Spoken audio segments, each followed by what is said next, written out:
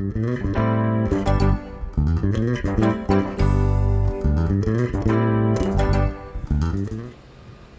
I'm Bob Sweeney with the City of Juneau Cable TV Channel 991. I'm out here at Hyland Street with the electric superintendent, correct? Correct, yes. All right, and you are? Nick Gahlman.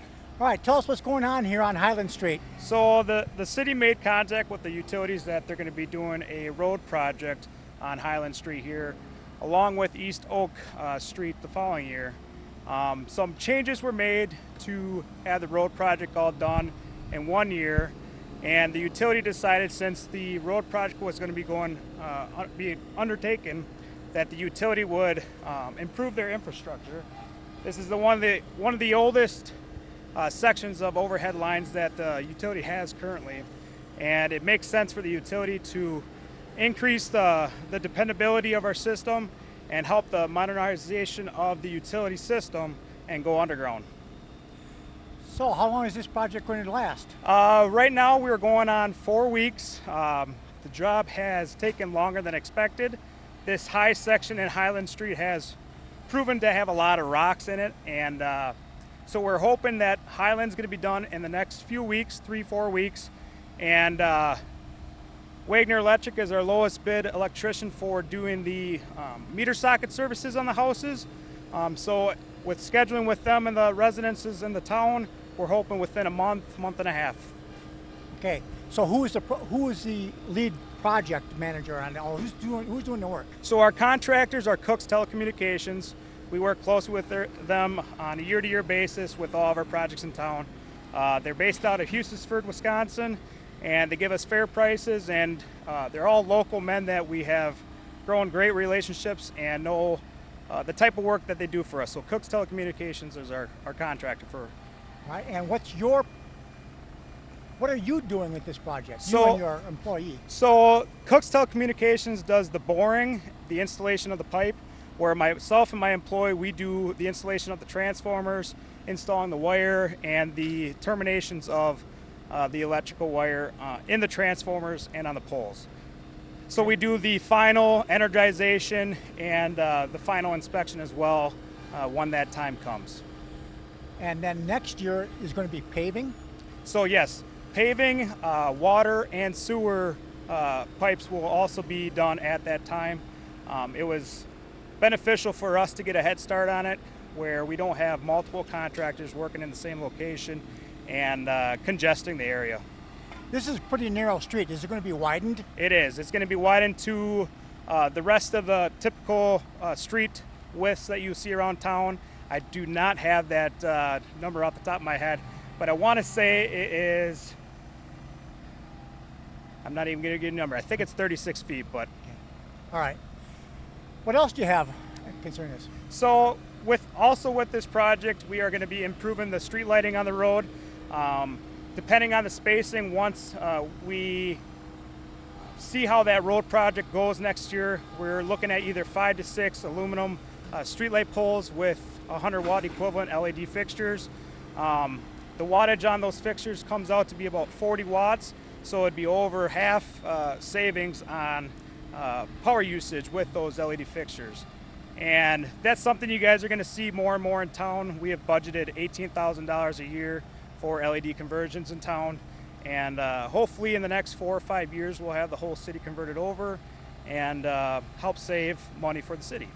So it's not just a savings on the amount of electricity used, it's also that the lamps last a lot longer, don't they? Correct. Yeah, the longevity of the fixtures works in correlation with our photo eyes that we put on our system.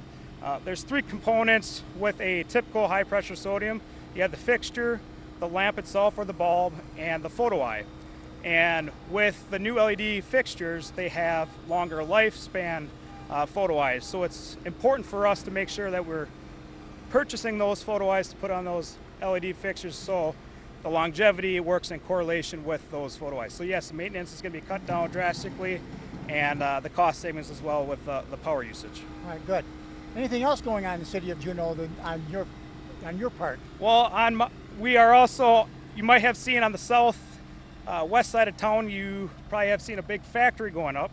We got Automated Pet Care. They have built a big addition or expansion of their facility for storage, some assembly lines, as well as they're putting a robotic transportation between the two buildings there. So we are putting a pretty large service in there right now, 1,000 kVA service. They're putting in a 2,000 amp service on their secondary side. So we're currently finishing up energizing that transformer for them, so that the contractors that are doing the work there now have some lighting inside. They're working as fast as they can, from what I heard, Fox City Builders, as a portion of that facility needs to be running by the end of the year. So they're working really fast to get that completed, and it's a great addition to the city. We like to see growth, and you don't see that too often in a small town like Juneau, so it's good to see.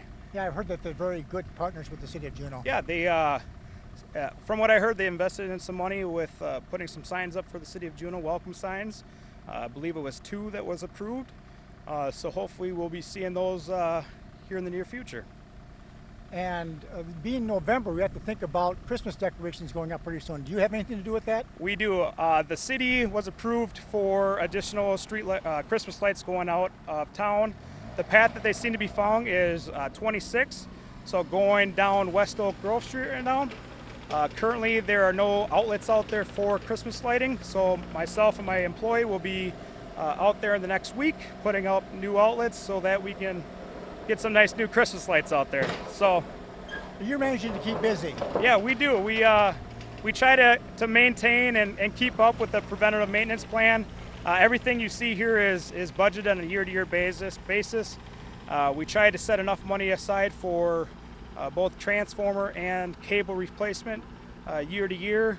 With big projects like this, it takes up a lot of our budget, but we make things work.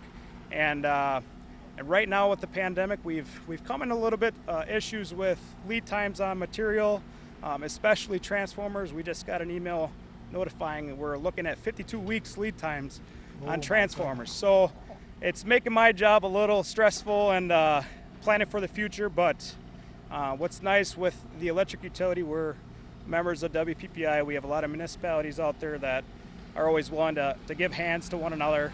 So if we ever are in a dying situation, it's nice knowing we have partners set aside to help us out.